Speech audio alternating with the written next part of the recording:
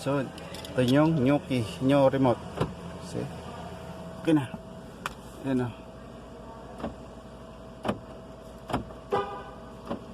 Oh. Itong isa, yung original.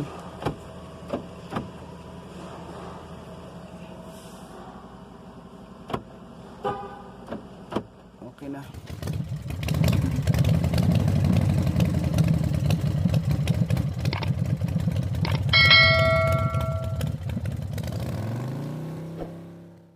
Tahoe Chevrolet.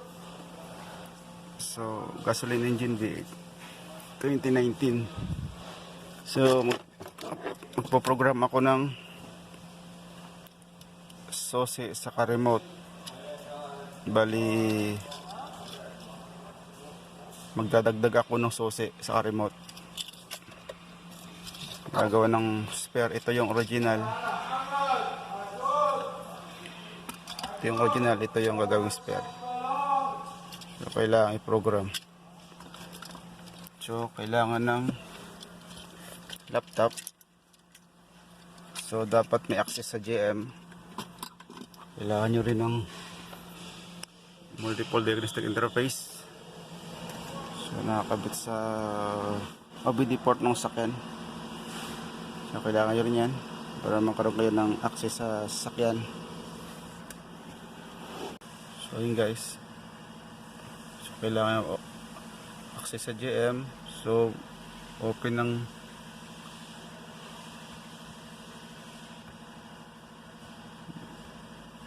sa Global Connect.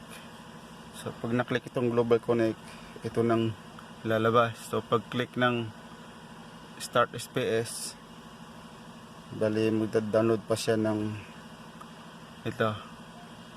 So pag na-download yan, lalabas to. So click nyo lang itong G253 portals. Tapos replace and program ECU. So click next. So turn ignition off, vehicle battery full charge. Tapos next. So, pipili nyo kung anong brand ng sakyan. So, ito ay Chevrolet. Chevrolet tayo. So, model nito ay, sabi number ay yung J. So, 2019. So, ito ay LD track MVP incomplete. I-check natin. So, ito ay Tahoe. Tahoe siya. Ayan o. Select natin.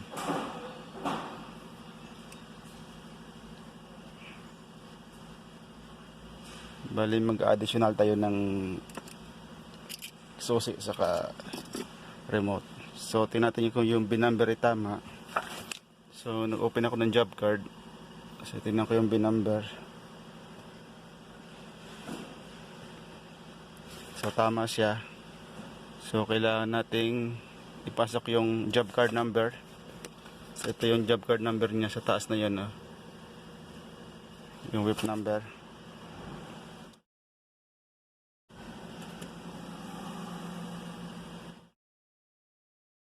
59.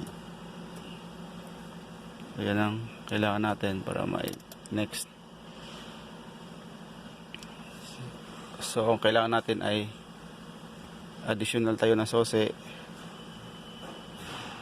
So mamimili tayo rito, maraming pilihan itong keyless entry, control module or immobilizer learn. So wala siyang ibang option. So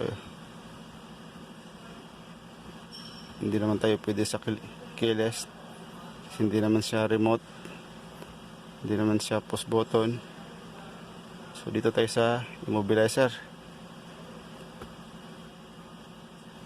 So set up. Next natin.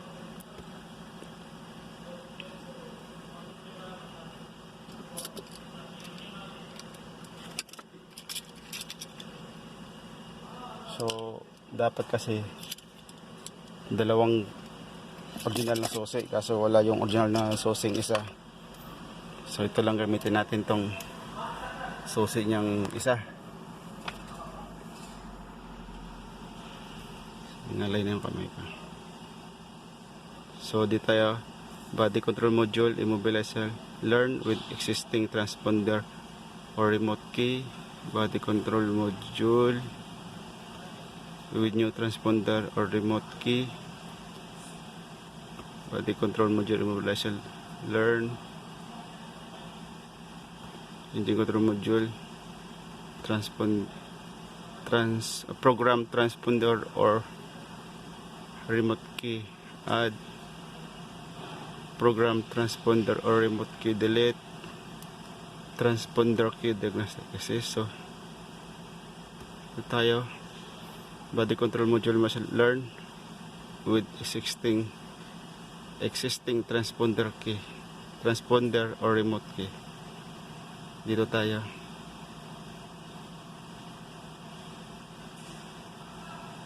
program transponder or remote key. Tayo, mag-additional tayo eh.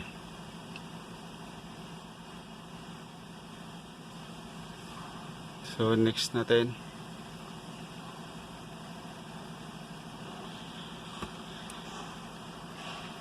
additional tayo lang. Turn the vehicle to run power mode na start. So kapit natin yung original na susi. So turn on off AC natin, off headlight. So please wait for 12 minutes. 12 minutes kaya ang antayin natin. Remaining.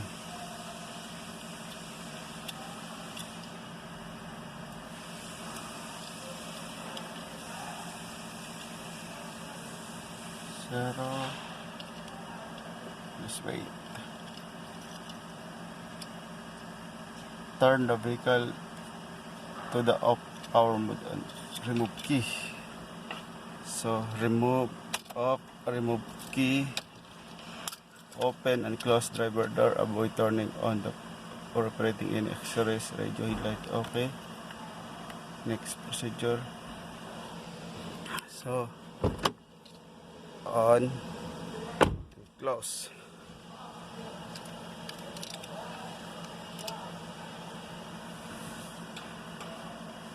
So next.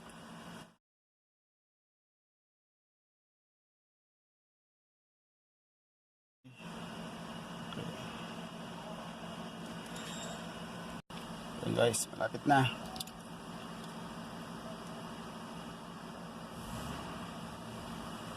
Turn the vehicle to the run power mode with the transponder key shall be learned. So ating kabit itong access na key. Sabi, with the transponder key which shall be learned. So on. So yan, on. See, 3 key program nakalagay. So 53 system nakalagay, the transponder key was learned successful. Next, so do you want to learn more key? So hindi na, so no na natin.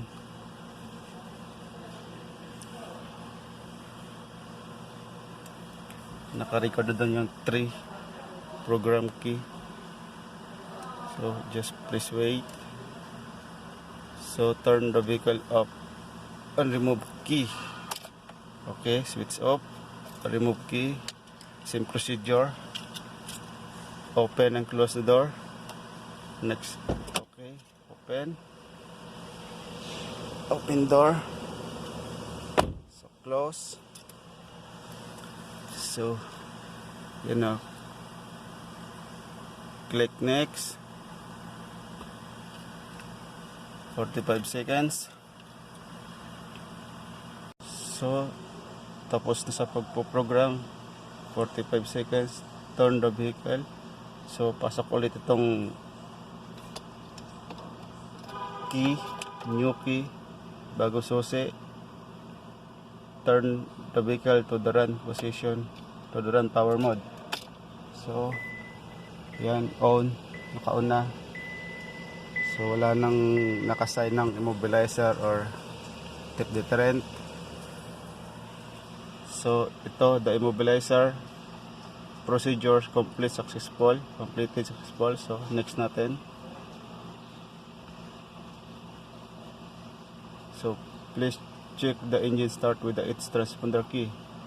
For a vehicle with manual transmission, if engine does not start, please check the clutch pedal. So please check the vehicle start with its transponder key. So guys, start na.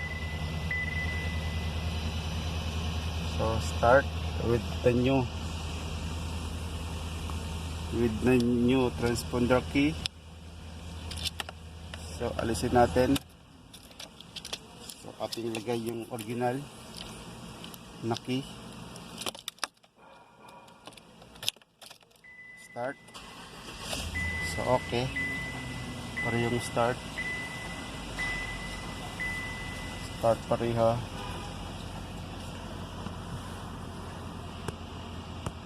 So click next natin.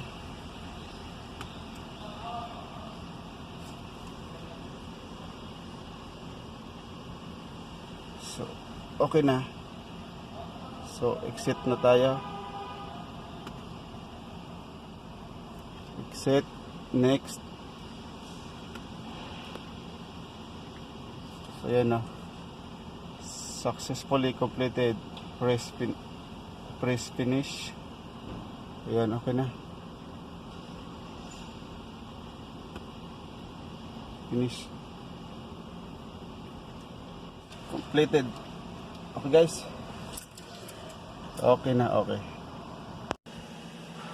So ito guys, yung susi na program natin, kaso lang yung remote hindi na program.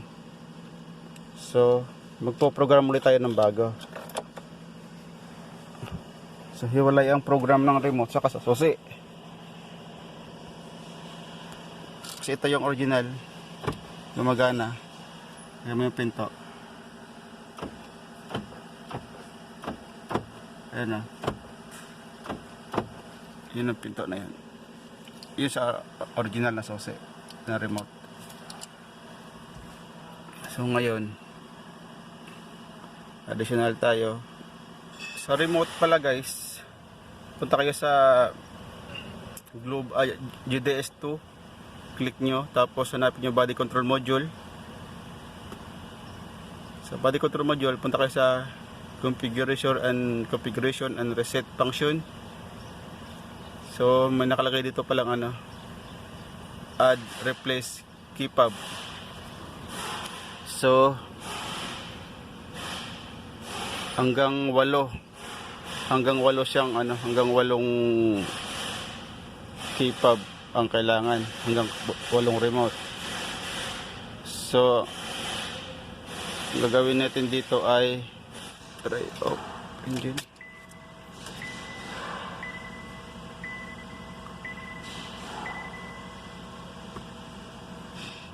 So yan guys, this procedure is only for vehicle with PRO ATH. Vehicle with ATH need to use SPS for programming.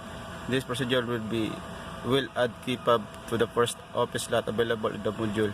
Up to 8 fobs will be programmed. Place in learn mode, selecting learn, select the key fob to add simulation, press hold and lock and lock button.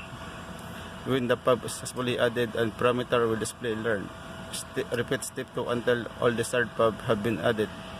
Exit procedure when complete. So next natin.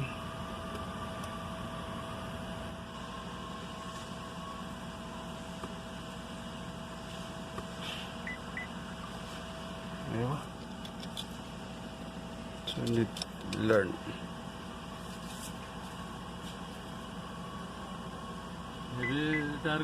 Yeah. And learn. Okay. Okay. Now success. Okay, back. Okay. Now, okay guys. So, ito yung new key, new remote. See? Okay na. Ayan o.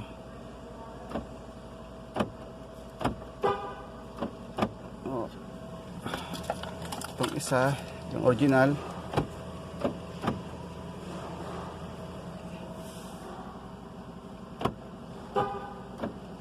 Okay na. Successful na guys. So need pa lang direct para punta dito sa Kipab 3. So okay na guys. Bot pareho na. Bot remote na pareho. Program na program. Ayan na. So horn.